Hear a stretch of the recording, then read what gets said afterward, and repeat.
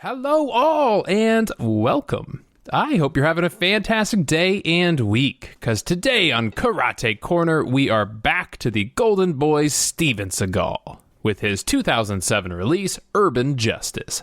And it actually has a pretty decent cast, but even they can't compete to the awesome power of Seagal as we quickly find ourselves in another karate beatdown movie. But I mean, that's the reason we're all here. So no complaints, but let's get to it because this is Redeye Reviews.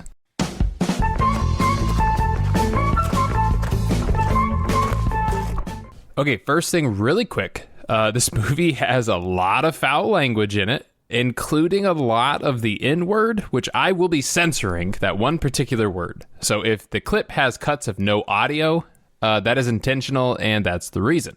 Right off the bat, we see a different movie title. Yeah, Renegade Justice. But we start with Vice Cop Max Ballister seeing a strange scene between a couple of cops and some gang members. He is spotted, but he leaves quickly. He later gets a call from who he believes to be his informant, and while waiting for the meeting, he gets shot in the streets. At the funeral, we see the grieving widow, the mom, this dude over here whose face is like 90% cheek, and Seagal hanging out over by a tree. Doing that, cool funeral thing that sketchy people do. We learned Seagal is named Simon. I'm not going to call him that because I don't want to. He is Max's dad, and he's out for revenge. So he goes to the neighborhood where the shooting happened. He rents out an apartment there for some reason. Sign says room for rent. I have a few apartments available upstairs. Are you sure this is the kind of place you're looking for?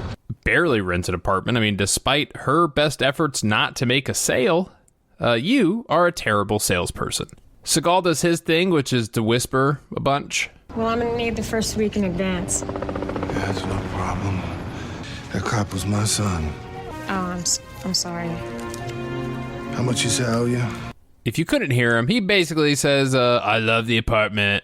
It's great. Or, something like that. Outside, some gang members try to intimidate him. I'm starting to get scared. Come on, rob me. Tell every motherfucker on the street they're not safe till I find the motherfucker who killed my son. Yeah, let's all remember, Seagal is in Compton for the whole movie. That means he's going to talk like this the whole time. So get ready for it. Seagal does go and visit the police station. Simon Ballister, Max's father, here to see you. Thank you, send him in. Oh, snap, dimple face. Dude, you're a bigger character in this movie than I thought. That makes me excited. Man, grandmas must be all over you with them pinchable little face curtains. He doesn't learn anything there, at least anything of importance, so he heads back to his crappy apartment, and we see somebody is inside his place. Man, I came here looking for you, man. That's it, man. You looking for me? Yeah, man, I ain't trying to rob no one, man. Come on, man. Not a big deal. We learn his name is Gary. He was Max's informant. I got you, so you a snitch. And I was a CI, right? I was a confidential informant. In other words, you're a snitch. Dude, you're such a bully. This guy is trying to help you, Seagal. Don't insult him. Seagal then gets in the business of a few other gang members who attempt to kind of scare him. You're a badass white boy, huh? Kicks their asses real good. I can't tell if you're trying to break this guy's back or fix a slouch. But he kicks all their asses. He tells the gang members to stay out of his way. I got number time for you, motherfucker. Don't forget that. Oh, good. His eyes moved. He's fine. He is good. His back probably feels better than it has in years. Seagal the healer. We meet Armand Tucker, who is the leader of the East Side Gangsters. And he's probably the best part of this entire movie. Let me cut this check for you. Oh my God, that kind of looked like all the blood in his body. What sort of gun was that? Series 4 deatomizer. That's what I'm talking about. Noisy cricket. We learned that Officer Jowls is working with Armand in his drug business. Maybe not really a surprise there. Then some of the dudes who just fought Seagal show up. And some big-ass white boy jumped us. Came out of nowhere up in the spot. Did some kung fu shit on my little homie and me. Where's Maurice and Anthony? And them gone, man. He smoked both them fools. Okay, I would pay to watch this guy explain just like movie plots. He's so casual. He's like, yeah, I was a white guy. Yeah, he kicked all of our asses. You know, like it happens all the time to him. Seagal calls his son's widow. It does some real solid acting. I wanted to come over and pay my condolences, but I just wasn't quite in the mood. Did Max have anything on a computer by any chance? I will find who did this to my son, and if you need anything, you call me here. Oscar-winning stuff there. He then goes to talk to Gary the informant again. But, you know, he doesn't, like, want to blow his cover because there's a bunch of people around. So they do the very not suspicious thing, and he drives, like, super slow next to him. You know, this way they can ensure absolutely everybody is looking, right? And then now he gets in the car. Yeah. Much less suspicious this way. You're definitely not a rat. But Gary tells Seagal that the rival gang, the Hyde Park gang, they killed Max. So go bother them. Seagal heads to their club. This bouncer is like a dick to a guy on crutches for no reason. Excuse me, sir. Can I talk to you for a second? Would you get out of here? Seagal goes inside and he chats it up with Danny Trejo. And Danny's the gang's leader. And you know, I know Seagal is tall, but like, I always forget how short Danny Trejo is. Because Seagal's 6'4", like legitimately dude 6'4", but Danny's only 5'6". And it sounds like I'm making that up, but Trejo like genuinely is a very short guy. But they do talk, and Danny's like, bro, I really liked your son. He was a great cop. I swear on my mom's grave. We didn't do it. It was all the East Side gangsters. So go chat up them. So Seagal leaves. Excuse me, brother. I really need to need to. And we see that Sandy Cheeks was outside spying on him the whole time. Yeah, I think we got him. I want a 24-hour tail on him from now on. Yeah, bring me his jowls. The man has beautiful jowls. Seagal heads home and thinks about the good old days.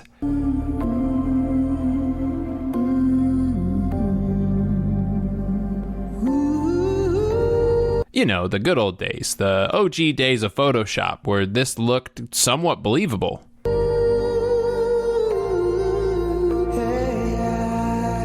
God, my God, this scene is so bad. Moving on, we then see Gary's older brother and another gang member attempt to kill Seagal, and they get in a car chase. Say goodnight, motherfucker.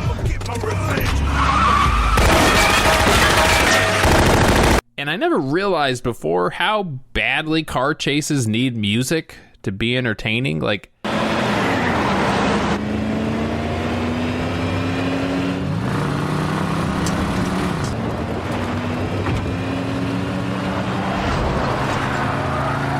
you'd think this would be exciting enough as is, but my God, I'm bored.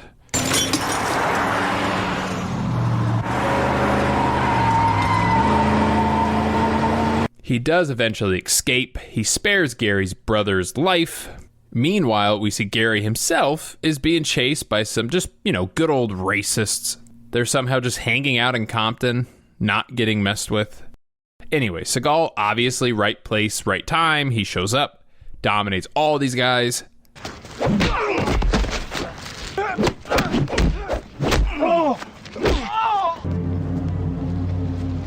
Been an accident at Bellevue. Need an ambulance right away. You know what? Hold up, dude. Okay, you have beaten up a handful of people in this movie already, but you go out of your way to call an ambulance for these assholes? Yeah. I see you, Seagal. We all see you. But we do see Seagal has put a tracker in Gary's backpack and uses that to find Tucker and old meat curtain face. He witnesses like a setup go down where the cops get these gang members to basically kill each other. And then they and Tucker take all the drugs and all the money and they peace out. Seagal must have bought his GPS trackers at Costco because he has like tons of them and he puts a few more on these cars. Back at his apartment, Tucker and his gang have decided it's time to kill Seagal, you know, once and for all. Going up here and do this thing. Got your ass down, motherfucker. To no one's surprise, Seagal manhandles like all of them.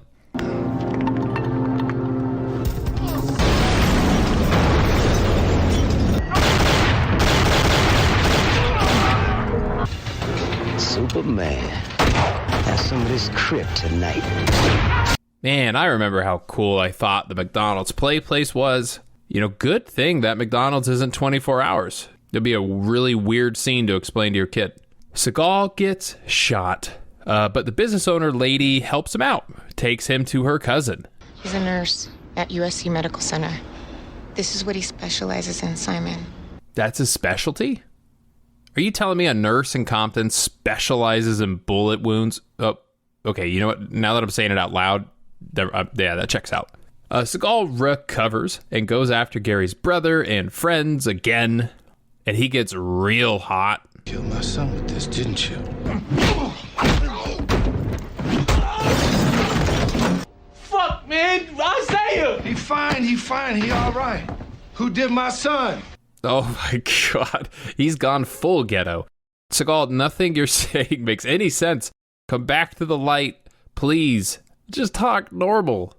But Gary shows up, and he's like, I swear to you, we didn't kill your son. I've actually lied the whole time. It was actually that really shitty cop, Officer Face Flaps. He did it. I sure enough wish you would have told me that a long time ago. Well, yeah, then this movie would have been really short, wouldn't it? Huh? Oh, fuck, I ran,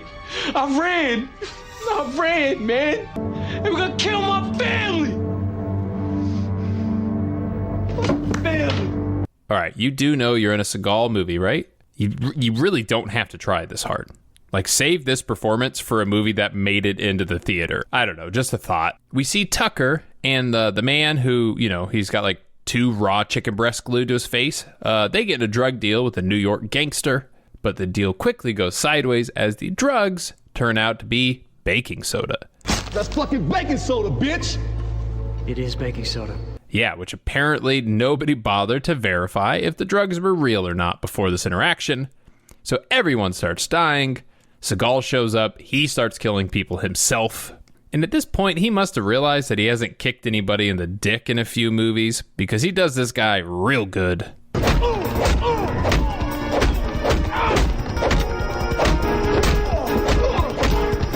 Oh, poor boys. And then now Seagal and my favorite side character from Star Wars, Nia Nub. Yeah, that's a really deep cheek cut. But I'm running out of jokes, so Star Wars. And I normally don't point stuff like this out, but they totally forgot to add the gun flash effect to this last shot he takes. It's too obvious for me not to point out, so there you go. They get in a fight. Obviously, Seagal's better, dominates the boy.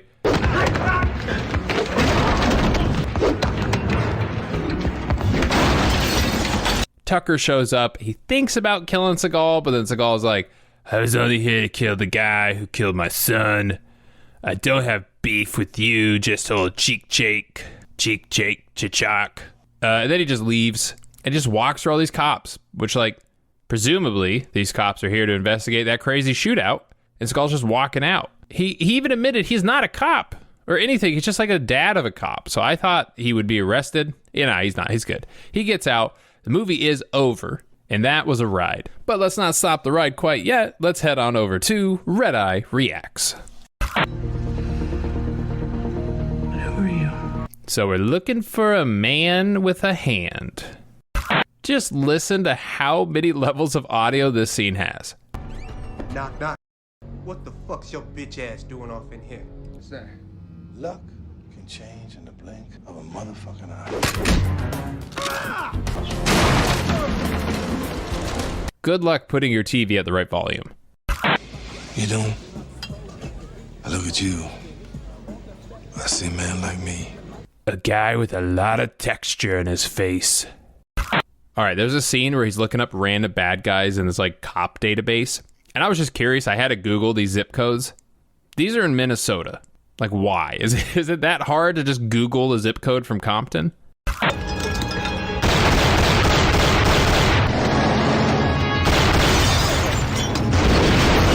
Steven, that was not a gang member. Dude, that was like a hipster going to check on his microbrew. I know you ain't dumb enough to bring a fist to a gunfight. I am. And now here's just a small collection of some of my favorite lines in the movie. Who killed my son? Fuck you! I'm gonna be doing the fucking now. Dip your motherfucking ass in hot olive oil and put you in roller skates, bitch. Remember Scarface, motherfucker? Look at you now. Look at you now. You fuck. Merry fucking Christmas. Man, fuck Santa Claus. He never got me shit. That's why I sell dope. And that's it. Thank you so much for watching. Up next is Pistol Whipped. Arguably the best name so far. And I know a couple of you have been waiting very patiently for this one, so I am super excited to watch it. But with that, thank you so much for watching. Please subscribe if you have not already. Like the video, hit the bell, leave some comments. Tell me your best cheek joke down in the comments. I ran out after like 6, but we will see you next time. And until then, stay happy and stay healthy.